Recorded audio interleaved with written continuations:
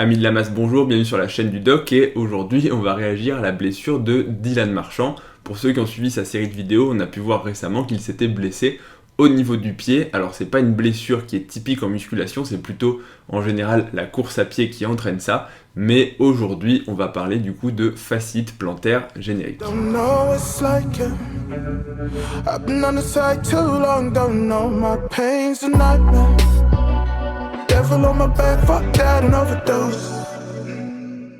En effet, on a la série de vidéos de Dylan Marchand qui s'est fait, je crois, un challenge de faire une vidéo par jour pendant 30 jours pour nous filmer ses entraînements, etc. Et forcément, il y a des jours où du coup il ne peut pas s'entraîner en musculation et donc il est allé courir. Le souci, c'est que très rapidement, il a commencé à avoir des douleurs invalidantes au niveau du pied. Avec d'abord les douleurs, il a dit « je crois que je me suis blessé » et puis de fil en aiguille, 2-3 jours après, je sais plus exactement, on apprend que sa blessure s'est bel et bien confirmée, que c'est pas juste en gros une petite douleur liée à la pratique du sport, mais qu'il a bel et bien une blessure qu'on appelle la fasciite plantaire ou l'aponevrosite plantaire, et donc on va parler de ça aujourd'hui. C'est pas vraiment une blessure qu'on rencontre en musculation, puisque, en général en musculation, à part pour ses appuis au niveau du sol, on ne se sert pas beaucoup de ses pieds. Alors effectivement, si on fait du squat, il faut être bien ancré au niveau du sol, mais l'utilisation, on va dire, un peu plus précise et un peu plus importante du pied, c'est principalement dans tous les sports qui vont faire intervenir en fait de la course à pied, que ce soit donc le jogging, tous ceux qui font de l'athlétisme ou tout simplement aller courir pour faire son cardio, puisque à chaque foulée, on va solliciter le pied et les différents muscles et tendons au niveau du pied et du coup de la plante du pied et notamment du fascia plantaire. Et on va voir juste après ce que c'est. Donc c'est typiquement pas une blessure qu'on rencontre en musculation, il y a d'autres types de blessures, mais pas celle-là. Mais c'est vrai qu'en musculation, et surtout en ce moment avec le confinement, beaucoup de personnes se sont mises à la course à pied puisque c'est un sport qu'on peut pratiquer assez facilement, et pour toutes les personnes qui font de la muscu, ça permet de pratiquer un petit peu le cardio ou d'augmenter sa dépense calorique si vous faites une sèche ou tout simplement pour son système cardiovasculaire. Donc premièrement, qu'est-ce que le fascia plantaire ? Le fascia plantaire, c'est un tissu connectif qui est au niveau de la plante du pied. En gros, en dessous du pied, c'est donc un tissu connectif, c'est-à-dire que c'est un tissu de soutien constitué principalement de collagène. C'est pas un tissu qui peut se contracter, mais il a un rôle structurel au niveau de la plante du pied pour permettre l'insertion de certains tendons, pour permettre aussi la protection des nerfs, des tendons et des vaisseaux au niveau de la plante du pied, et il maintient en gros l'arche du pied en place pour éviter et pour solidifier le pied. Le souci, c'est que ce fascia, il peut être sollicité, notamment parfois il peut être étiré de façon trop importante, ce qui va conduire à l'inflammation du fascia. C'est pour ça qu'on parle de fasciite plantaire ou également d'aponevrosite plantaire, puisque un fascia ou une aponévrose, ce sont des synonymes. Donc sous l'action de certains facteurs, on va voir lesquels juste après, ce fascia peut être inflammatoire et occasionner des vives douleurs. La fasciite plantaire, c'est une blessure très fréquente parmi les personnes qui pratiquent la course à pied, et c'est une blessure aussi également très fréquente des personnes qui ont mal aux pieds. Même si vous ne faites pas de la course à pied de façon très régulière, ça peut quand même survenir. Et le souci, c'est que c'est une blessure qui est quand même assez handicapante puisque ça empêche de marcher et ça a des conséquences assez importantes en termes de pratique sportive. Si une personne qui fait de la course à pied se blesse au niveau du pied, vous imaginez vite qu'il va être rapidement très limité dans son sport. Mais on parle de course à pied, mais ça peut être n'importe quel sport. Vous prenez le footballeur ou la personne qui fait du basket ou n'importe quel sport en fait de balle, si vous ne pouvez plus vous servir de vos pieds, c'est très, très handicapant. Donc cette aponevrosite plantaire, cette fasciite plantaire, elle peut survenir du coup quand le fascia est trop étiré. Et il est trop étiré quand il y a notamment certains facteurs prédisposants ou une technique de course inadaptée. En gros, il y a premièrement les facteurs anatomiques. Si vous avez une arche du pied qui est trop importante, le fascia peut avoir plus tendance à s'étirer. La deuxième chose, c'est toujours anatomique, c'est les personnes qui ont ce qu'on appelle un pied pronateur, puisque ça modifie la technique de course et ça va modifier aussi la tension qui est appliquée au niveau de ce fascia. Et le corollaire, c'est que si vous avez des prédispositions anatomiques et que vous n'avez pas du coup soit une foulée adaptée, soit des chaussures adaptées quand vous faites de la course à pied, ça va conduire à ce genre de désagrément. Donc typiquement, si vous êtes hyper pronateur, il vous faudra des chaussures adaptées pour les personnes qui sont pronatrices, puisque du coup, ça va permettre de corriger un petit peu la morphologie, on va dire, du pied et de l'arche plantaire, et d'amortir un petit peu les chocs pour éviter que ce soit le fascia qui prenne la totalité du poids et donc des traumatismes, puisque c'est véritablement une blessure d'usure. Et ensuite, donc, on a tous les autres facteurs qui en découlent et qui vont augmenter les contraintes au niveau de ce fascia, notamment le surpoids et l'obésité. Si vous courez et que vous faites 150 kg, c'est beaucoup plus traumatisant pour les pieds que si vous courez et que vous ne faites que 40 ou 50 kg. Jusque-là, c'est logique. Et l'autre chose, c'est une technique inadaptée, une foulée inadaptée, et donc si vous courez un peu n'importe comment, avec le pied qui ne se pose pas de la bonne façon, ça va aussi, à la longue, risquer de vous prédisposer à cette blessure. Et ensuite, d'autres facteurs qui peuvent être pour le coup modifiables, mais notamment, ça a été décrit, une raideur au niveau des ischio-jambiers et de tout ce qui va être les muscles du mollet. Donc en gros, si vous êtes trop raide sur la chaîne postérieure, ça va modifier un petit peu votre technique de course et ça va vous prédisposer à étirer de façon trop importante ce fascia. Et donc maintenant, qu'est-ce que véritablement la fasciite plantaire ? C'est donc l'inflammation de ce fascia liée à ces contraintes et ces tensions qu'on a vues de façon juste avant, qui vont donc faire de l'inflammation, et donc qui dit inflammation dit douleur. En gros, ça fait une douleur assez importante au niveau du pied, qui est liée généralement à des traumatismes répétés, donc c'est en général classiquement une blessure d'usure, c'est rare que ça survienne après seulement quelques efforts de course. Or, effectivement, chez Dylan, c'est la chose qui est un petit peu surprenante, c'est que après seulement 2 entraînements, il a eu cette blessure. Alors, la seule chose qu'il faut signaler, c'est que si vous avez une douleur au niveau du pied à la course, c'est pas forcément une fasciite plantaire. Il y a d'autres diagnostics qui peuvent être discutés, et c'est super important, donc, si vous avez des douleurs invalidantes, et notamment c'est son cas à lui, puisqu'il est actuellement en béquille, puisqu'il a des douleurs importantes quand il pose le pied par terre après une dizaine de pas, c'est ce qu'il explique dans ses vidéos, c'est d'éliminer d'autres blessures. Il ne faut pas regarder cette vidéo et vous dire j'ai mal au pied, il parle de fasciite plantaire, donc c'est forcément ça. Il faut éliminer, et c'est ce qu'on fait toujours en médecine, les diagnostics différentiels. En gros, est-ce qu'on est sûr de ne pas se tromper de blessure ? Parce que des blessures différentes vont nécessiter des traitements différents. Donc les diagnostics principaux différentiels, c'est notamment tout ce qui va être les traumatismes osseux, notamment au niveau du talon.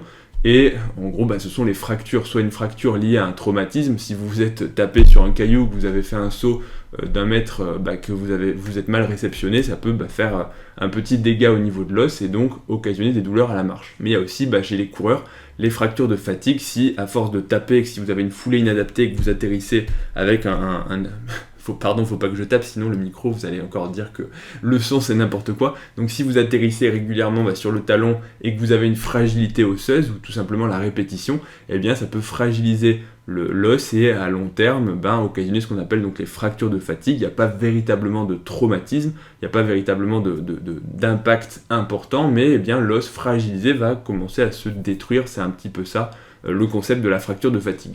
Et après, il y a tout ce qui va être les autres types de tendinites, puisque comme on a vu, il y a plusieurs tendons qui passent en dessous du pied, tous les fléchisseurs des orteils et tous les fléchisseurs en gros du pied qui passent par là. Donc ça peut être des tendinites, ou alors des tendinites au niveau du tendon d'Achille qui va s'insérer en dessous du pied, ou des tendinites latérales au niveau de tous les muscles qui permettent de faire bouger le pied et la cheville latéralement, en flexion, en extension, etc.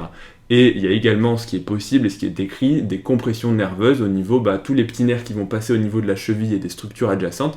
S'il y a une compression pour X ou Y raison, notamment des compressions par les structures voisines, ça peut aussi occasionner, quand on commence à marcher ou quand on commence l'effort, ce type de douleur. Donc c'est vraiment important, si vous avez des douleurs au pied, d'avoir un diagnostic précis et de ne pas vous auto-diagnostiquer, surtout quand c'est quelque chose qui implique qu'il y a des conséquences, on va dire, en termes de qualité de vie. Parce que si le diagnostic est mauvais et qu'il n'est pas traité correctement, au bout de 4 semaines ou 6 semaines de béquille, il aura toujours ses douleurs et peut-être qu'il aurait pu guérir soit plus vite, soit différemment.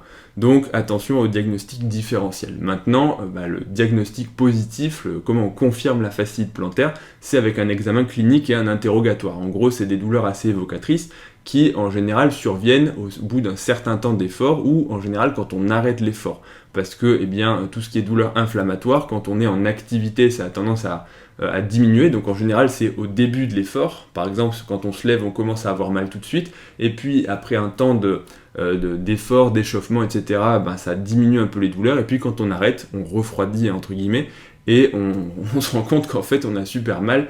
et donc les douleurs typiquement elles sont après l'effort et au début de l'effort.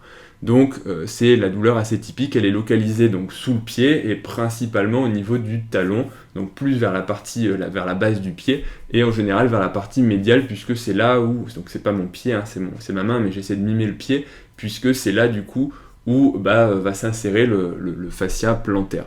Ensuite, après un diagnostic et un examen clinique, donc en général si on appuie sur cette zone d'insertion, ça peut reproduire les douleurs puisqu'il y a de l'inflammation. Et ensuite, les différents examens complémentaires, ils ne sont pas indispensables, mais ils permettent surtout donc d'éliminer les diagnostics différentiels comme j'ai dit. Donc on peut faire une radio du pied pour vérifier qu'il n'y a pas de fracture. Ensuite, on peut également faire des ultrasons pour vérifier qu'il n'y a pas d'atteinte des structures voisines, notamment les tendons, ou éventuellement une compression des nerfs. Et enfin, l'IRM du pied qui permet de voir toutes les structures et de confirmer le diagnostic, bien sûr, s'il voit qu'il y a de l'inflammation au niveau du fascia, mais aussi, là aussi, éliminer les diagnostics différentiels. Maintenant, la partie la plus délicate, c'est le traitement. Comme on a vu, c'est une pathologie qui survient en général pas de façon rapide comme chez Dylan deux fois, donc peut-être que chez lui soit c'est pas ça, soit c'est une forme aiguë, ce qui est quand même pas la majorité des fasciites plantaires, mais c'est quelque chose donc qui survient sur le long terme avec une dégradation, une dégénérescence et une fragilisation du fascia. Donc le souci c'est que plus on a fragilisé le fascia pendant longtemps, et plus ça va mettre un peu de temps à récupérer. En général, les fasciites plantaires, ça met plusieurs semaines au minimum, voire plusieurs mois à guérir, donc fréquemment, les personnes vont mettre 1 an à guérir. Alors ça ne veut pas dire que ce sera des douleurs invalidantes pendant 1 an, mais ça veut dire que pendant 1 an, le sport va être difficile à pratiquer. Donc c'est vrai que c'est un peu difficile et c'est un vrai problème. Comme vous imaginez, si vous faites 1 an sans votre sport, c'est compliqué. Et l'autre souci, c'est qu'on a assez peu de traitements qui sont véritablement efficaces. Globalement, pour diminuer l'inflammation, on peut utiliser tout ce qui va être anti-inflammatoire non stéroïdien, mais on peut toujours le faire, mais il vaut mieux éviter de les utiliser au long cours, puisqu'après ça donne d'autres problèmes quand on abuse entre guillemets des anti-inflammatoires non stéroïdiens. Mais temporairement, ça permet de diminuer l'inflammation et de casser un petit peu le cercle vicieux de l'inflammation pour diminuer les douleurs, reprendre une activité physique, on va dire, au moins acceptable pour la vie quotidienne. En gros, si vous pouvez même plus marcher quelques pas, c'est compliqué, ça vous entrave dans la vie de tous les jours, donc ne serait-ce que pour casser cette phase initiale, ça peut être utile. Ensuite, c'est le glaçage et bien sûr la mise au repos. Il est évident que c'est bien de reposer et d'arrêter l'activité qui vous fait souffrir. Si vous avez mal quand vous courez, il va falloir malheureusement vous arrêter de courir. Alors après, la décharge complète, ça peut être indiqué. Donc la décharge, c'est l'arrêt de l'appui au sol, donc par des béquilles ou par des orthèses ou par tout un tas de dispositifs ou par l'arrêt complètement de l'effort. Mais en général, c'est pas forcément nécessaire, mais chez certaines personnes qui ont vraiment très mal, ça peut permettre de passer un cap douloureux, donc l'utilisation de béquilles, comme chez Dylan. Ensuite, qu'est-ce qui peut marcher d'autre ? C'est tout ce qui va être massage pour en gros assouplir un petit peu et permettre de faire, je ne vais pas dire faire circuler le sang, mais les massages, ça peut avoir une action anti-inflammatoire, alors modeste, mais quand même, si vous avez l'occasion de vous masser le pied, ça peut aider. Et l'autre chose, c'est tout ce qui va être étirement, notamment étirement doux, bien sûr, de l'arche plantaire, pour étirer doucement et progressivement le fascia. Et parfois, quand il y a de l'inflammation, il y a un petit peu de contracture qui s'installe. Les autres techniques, ça peut être, donc c'est discuté, et ça ce sera à voir bien sûr avec votre médecin, mais c'est les injections de corticoïdes, puisque c'est un puissant anti-inflammatoire, et donc ça marche assez bien. En tout cas, ça permet de diminuer les douleurs de façon significative pour les gens chez qui les autres traitements n'ont pas suffi, mais là encore, c'est pas un traitement parfait, et surtout, il y a c'est rare, mais ça peut arriver, des complications liées à l'injection de corticoïdes, notamment, les corticoïdes ont tendance à fragiliser les tissus, donc ça peut parfois occasionner des petites atteintes au niveau des tendons et des autres structures qui circulent en dessous. Et puis, plus récemment, il y a des techniques qui sont apparues, mais qui n'ont pas été encore testées de façon, on va dire, satisfaisante par des études cliniques comparatives. Donc en gros, c'est un faible niveau de preuve. C'est tout ce qui va être les injections de plasma riche en plaquettes ou enrichi en plaquettes et en facteurs de croissance pour permettre la régénération du fascia. Et puis après, il y a tout un tas d'autres techniques qui peuvent fonctionner, mais ça, ce sera à voir au cas par cas.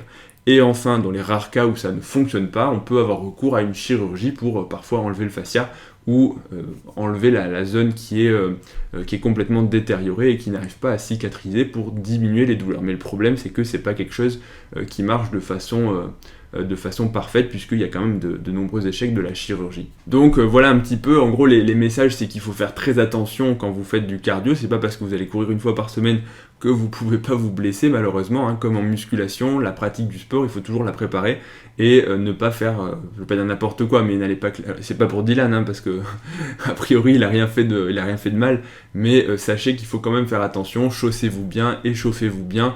Et puis faites, voilà, si vous commencez à avoir des petites douleurs, il faut toujours arrêter l'effort. Quand on a mal, c'est rarement bon signe, sauf quand c'est bien sûr des douleurs musculaires, quand on est en train de forcer, mais ça, ce sont des douleurs de type brûlure, et c'est des douleurs qu'en musculation, on connaît assez bien. Bref, donc on peut souhaiter un bon rétablissement à Dylan, en espérant que ça guérisse vite, et que comme il a quelque chose qui s'est installé très rapidement, ça puisse aussi guérir beaucoup plus rapidement, et que son fascia ne soit pas trop abîmé. Et vous pourrez du coup, j'en profite pour...